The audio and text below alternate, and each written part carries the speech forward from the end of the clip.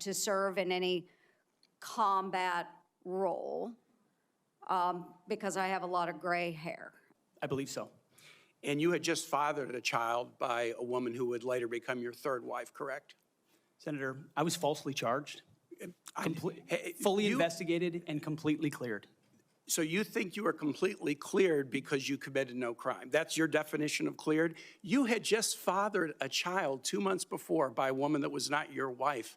I am shocked that you would stand here and say you're completely cleared. Can you so casually cheat on a second wife and cheat on the mother of a child that had been born 2 months before, and you tell us you are completely cleared? Senator, how is that a complete clear? Senator, her child's name is Gwendolyn Hope Hegseth, and she's a child of God, and she's 7 years old. And she was, and you cheated on the mother of that child less than 2 months after that daughter was born, didn't you?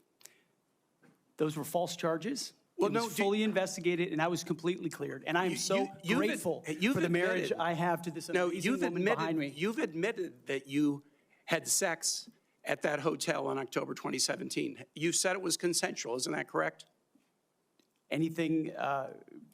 You've admitted that it was consensual, and you were still married, and you just had a child by another woman. Again, how do you explain your judgment? Completely false charges against me. Fully investigated, and I was completely cleared. You have admitted that you had sex while you were married to wife 2 after you just had fathered a child by wife 3. You've admitted that. Maybe if you could spend a minute just elaborating a little bit about the wokeness, where it comes from, and who will be held accountable. The wokeness comes not from the uniform ranked, Senator, but from the political class. On day one, on January 20th, when President Trump is sworn in, he will issue a new set of lawful orders. And the leadership of our services will have an opportunity to follow those lawful orders or not. Those lawful orders will not be based on politics. They will be based on readiness, accountability standards, and lethality. That is the process by which leaders will be judged. And accountability is coming because everybody in this room knows if you're a rifleman and you lose your rifle, they're throwing the book at you. Mm-hmm. But if you're a general who loses a war, you get a promotion. That's not going to happen in Donald Trump's Pentagon. There will be real standards for success. Everyone from the top, from the most senior general to the most lowly private, will ensure that they're treated fairly, men and women, inside that system. What is the highest level of international security agreement that you have led? And can you name some that the Secretary of Defense would lead? There's 3 main ones. Do you know? I have not been involved in international security arrangements because I have not been in government other than serving in the military. So my job has been to no, the answer is no. Can you name one of the 3 main ones that the Secretary of Defense signs? You're talking about defense arrangements. I mean, NATO might be one that you're referring to. Status of Forces Agreement would be one of them. Status of Forces Agreement. I've been a part of teaching about Status of Forces Agreements. But you don't remember to mention it? You're not qualified, Mr. Hegseth. You're not qualified. You talk about repairing our defense industrial complex. You're not qualified to that. You could do acquisition and cross-servicing agreements, which essentially are security agreements. You can't even mention that. You've done none of those.